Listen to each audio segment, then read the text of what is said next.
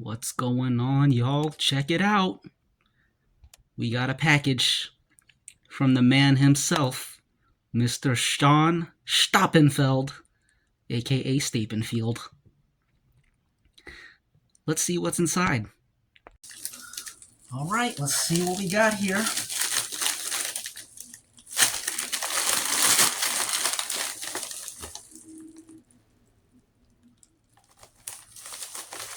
Sean, thank you. I can't believe you sent this all the way out here. I can buy this 5 minutes away. You shouldn't have. But thanks. Thank you a lot. I appreciate this. Might as well make a toast to our good friend, Mr. Stoppenfeld!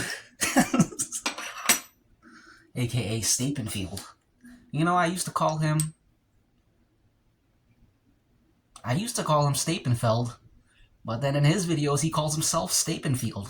So I'm like, alright, I guess you're Stapenfield.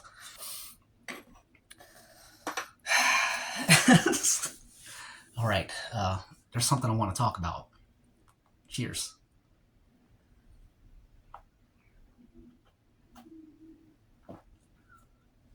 One of Sean's favorite beers.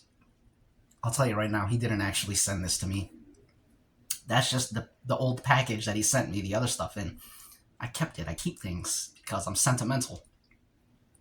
And I decided, I know this is one of his favorite beers, so I decided to put it in there and make a little skit as if he sent it to me. In any case, what I wanted to talk about, let's talk more about the Blade.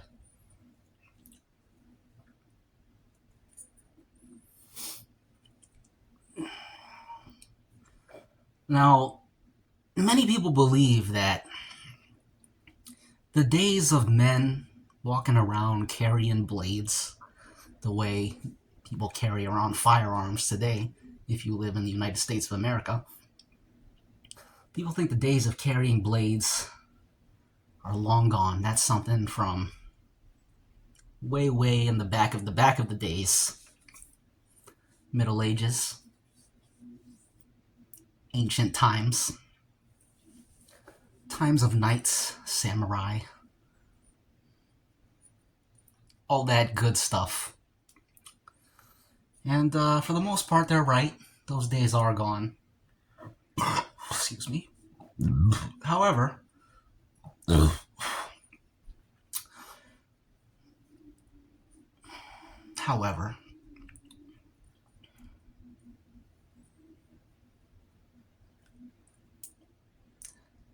straight razor people, we kind of carry on the legacy of that because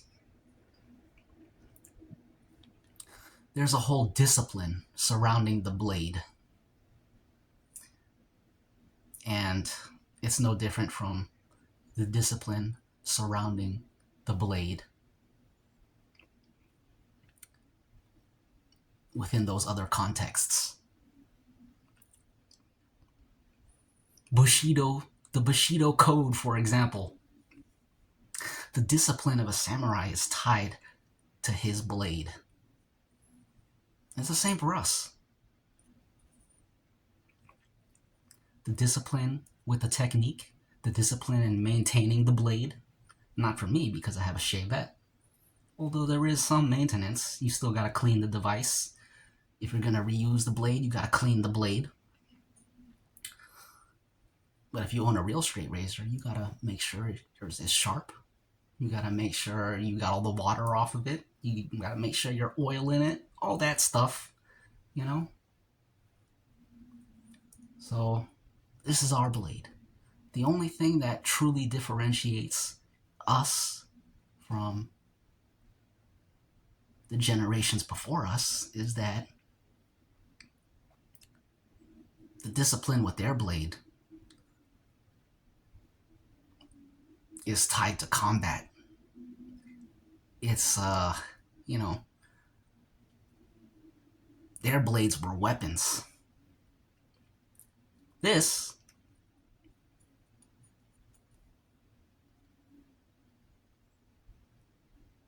You know what I'm about to say, right? This isn't a weapon? Or is it? Or is it? That's the question. And that's one thing I wanted to talk more about. I don't know if that's going to be a separate video or this video.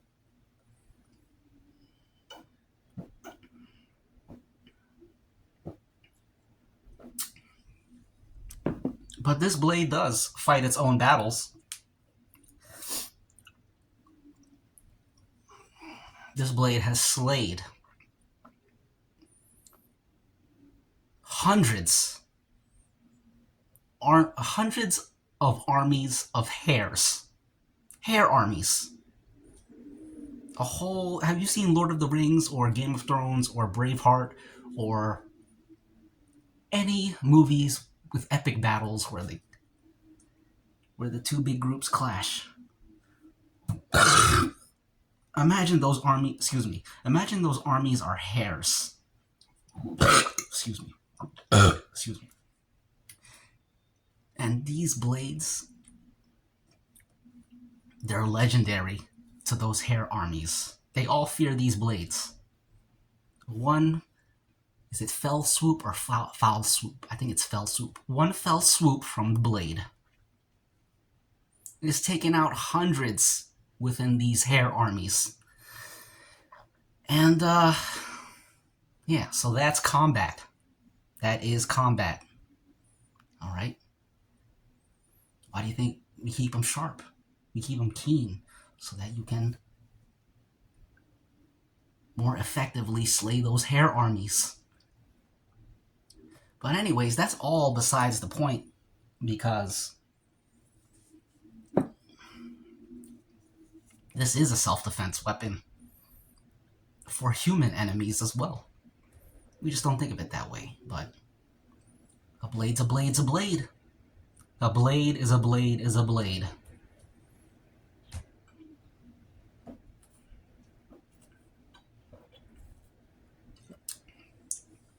So you've seen me do this a few times already.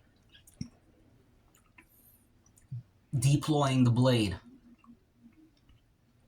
This may not be something you want to do with your straight razor, because yours is expensive and yours doesn't have as much play in the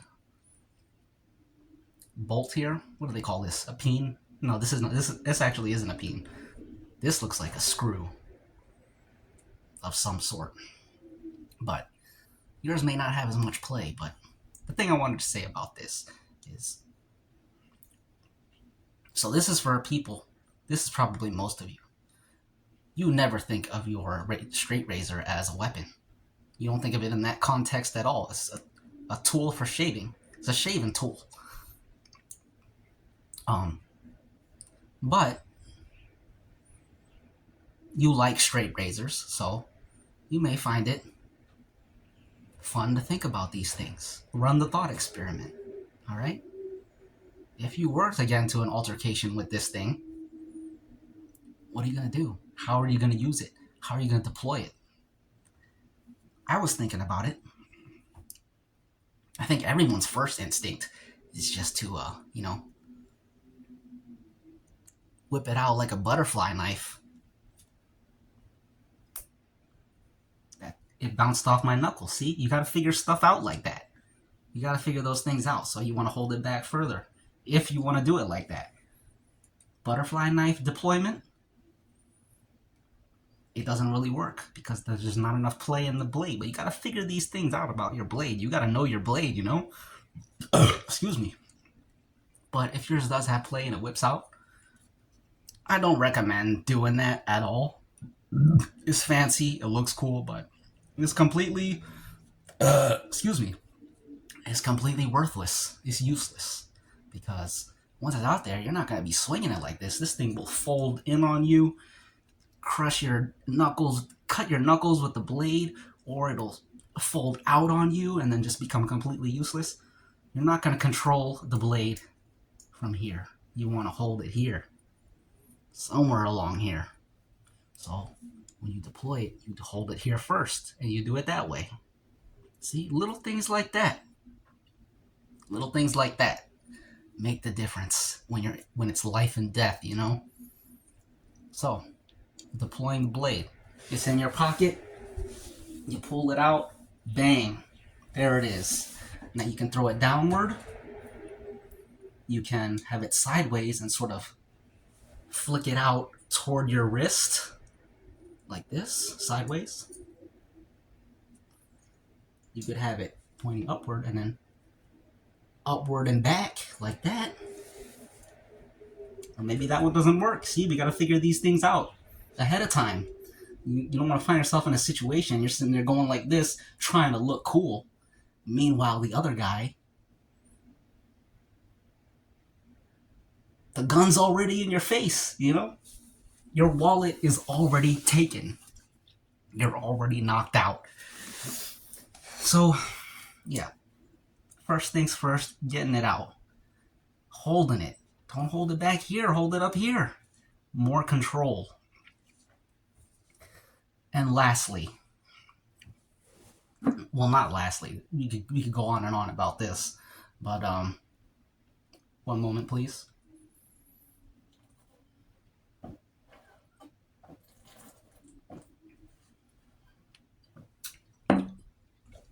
I want you to understand that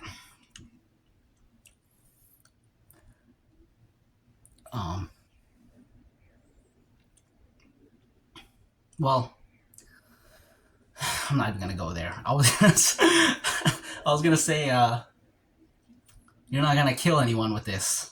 It's just a self-defense weapon. But I can't stand by those words.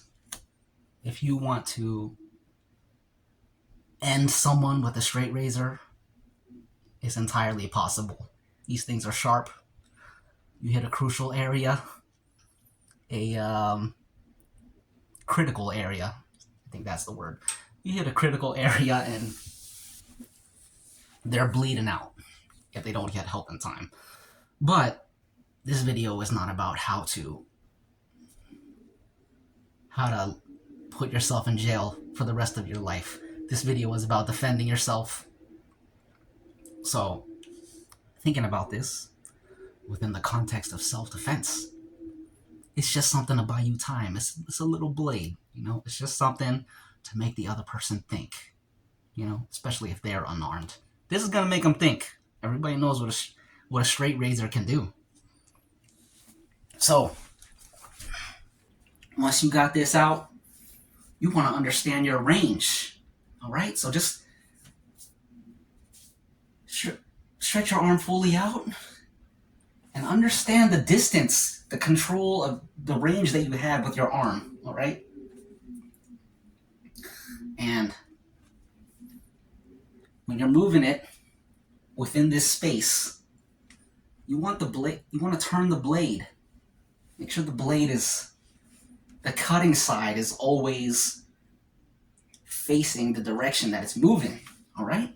If I'm moving there, the blade is facing there. If I'm moving there, the blade is facing there. So just go through this exercise and find what your range is. Because again, you don't want to find yourself in a situation and you're figuring it out. You're learning on the job, as the saying goes. You don't want to learn on the job with this. Not with life and death. So, you figure out your range. Those are the two things so far. Deploying, figuring out your range. All right? This is it. I'm teaching you things that, you know, if you only think of this as a tool for getting hair off your face, you don't think about these things. But, you know, if you're a serious straight razor and you consider yourself to be a straight razor guy. Someone who's, well, I'm talking too much now. But if you fancy my view that we carry on the legacy of those older generations who also had their own lifestyles and disciplines surrounding the blade. And if you fancy yourself as a descendant of that legacy, carrying on that legacy, then you might want to think about these things. If you don't care about any of that, All well and good. Different strokes, different folks. Have fun, enjoy yourself. But if you fancy this is the reason I'm telling you these things. So, what was I saying? Okay, so I showed you the two things: deploying, figuring out your range. Now, this is a defensive weapon, at least with what I'm teaching you. I'm not going to show you how to, get in close, and I'm not showing you all of that. What I will show you, excuse me, is how to present yourself when you're carrying this, all right? If you're going to take this out in the context of combat, you have to understand that this isn't a game. You want to take it out with conviction. Don't pull it out and be like, no, don't do that. It's like this.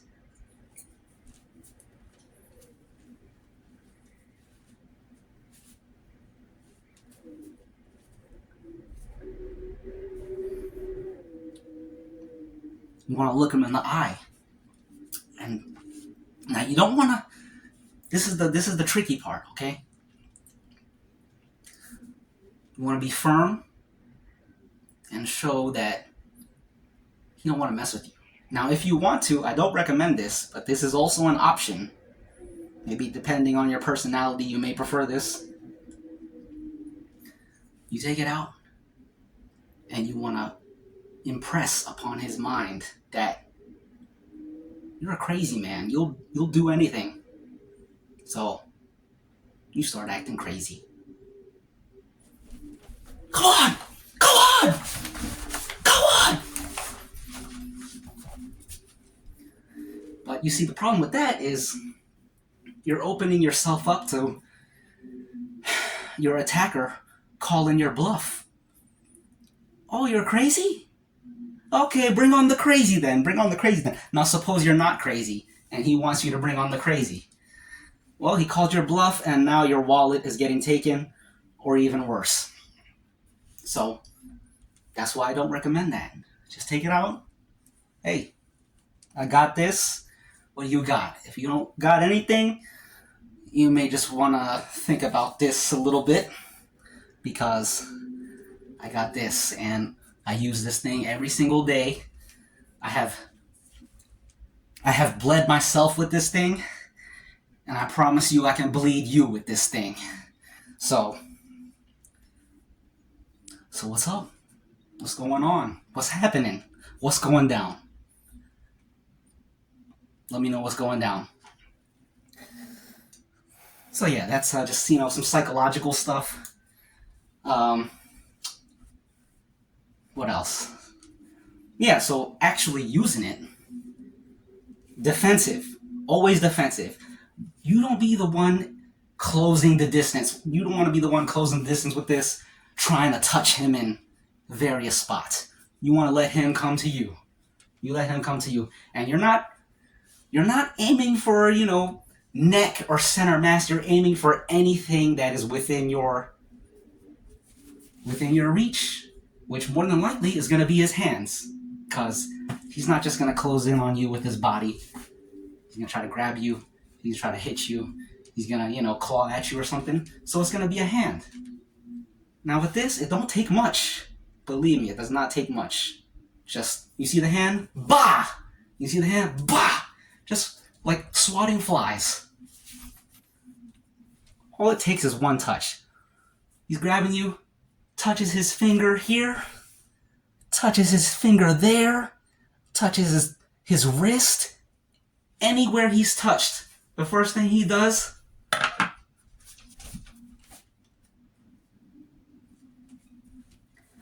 and this is what you do.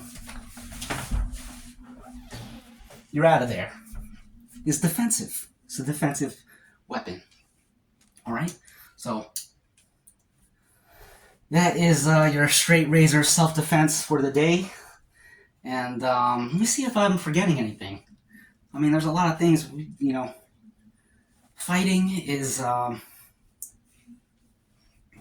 it's a creative thing, and with all creative things, the possibilities are endless. So we can revisit this topic anytime.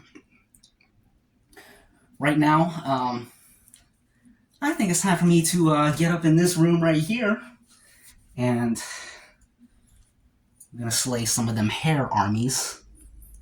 You know what I'm saying? Slay some hair armies. So thanks for joining. Um, Big shout out to y'all. Thanks for watching. Big respect. Big,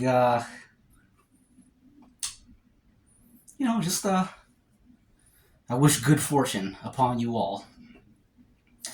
With that said, I was gonna go over the self-defense lesson and then shave and make one video, but we're at 21 minutes. Excuse me. So, looks like we're making 2 different videos. Maybe more than that, who knows. But, once again, Sean, thanks for the burr. Even though you didn't actually send it, but thanks anyways, because I know you would have sent it.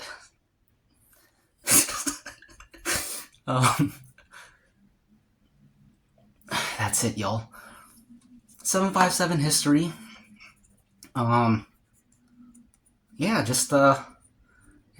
bringing to you a different ways of thinking about straight razor shaving. Just ways that I think about. These aren't just, I ain't just making stuff up. This is stuff that I think about, that, bringing my own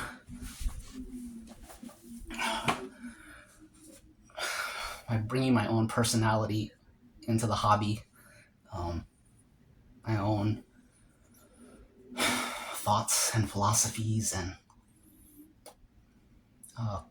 the qualities of my persona and character, just bringing them into the straight razor shaving world.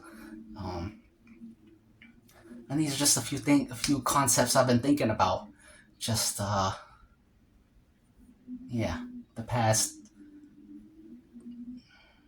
not the last video, but the one before that and the one before that. The Shaving Gods, The Blade. Those are the titles of those. And then this one. I don't know what I'm going to call this one. But just different ideas about shaving that I've been thinking about, mulling over, contemplating in my mind, ruminating upon within my thoughts. And I'm happy to share them with you. There's a lot to think about. Beyond shaving, thinking about the blade and all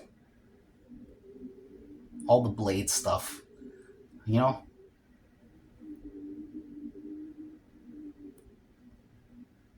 think everyone within the hobby, they know it as it is, but I think there's something deeper there, at least with the way that I plug into it and engage with it. I don't know. It's interesting to think about.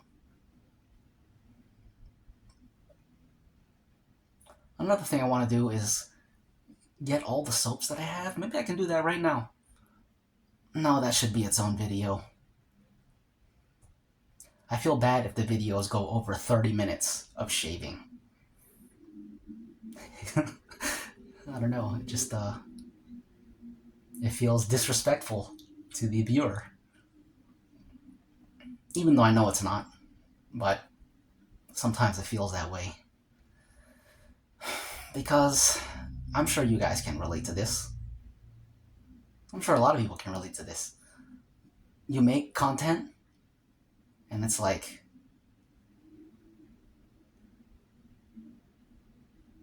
this is not something that I would watch, but I'm making it because I know other people will like it. And that always makes you feel a little bit weird, because you feel like there's something inauthentic about it, because it's like, you yourself don't like it, but you know other people will like it. So it's like, well, it's for them. But then at the same time, you would prefer if you liked it too, But I don't know. it's just the thing about YouTube is just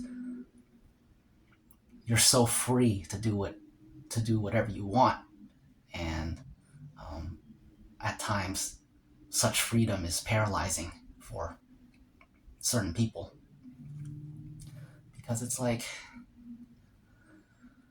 I can get into moods where I just make anything, but I don't know. And sometimes I like that, but then other times it's like I really feel I have something to say, and I want to say it in a very creative way that makes people think, and that makes me think, and that's just I want to make something compelling,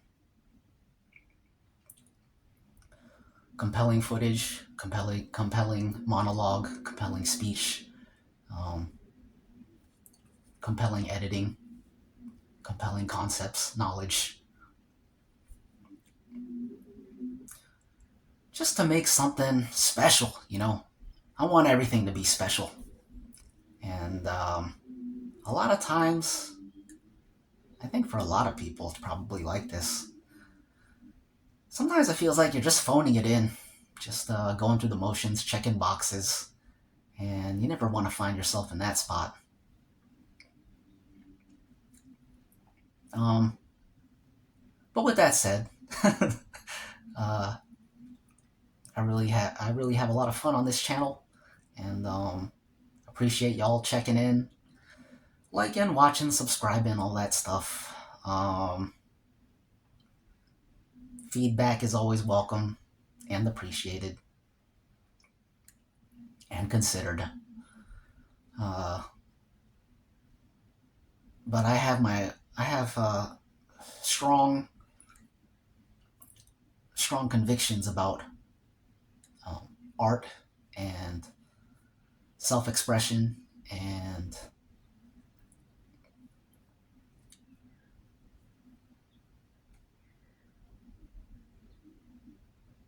I don't know. I like what I like, and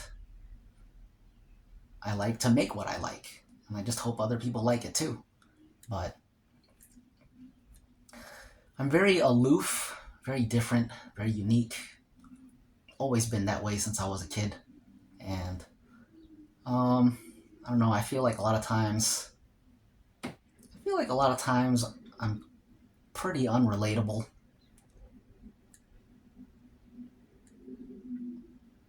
But with that said, I also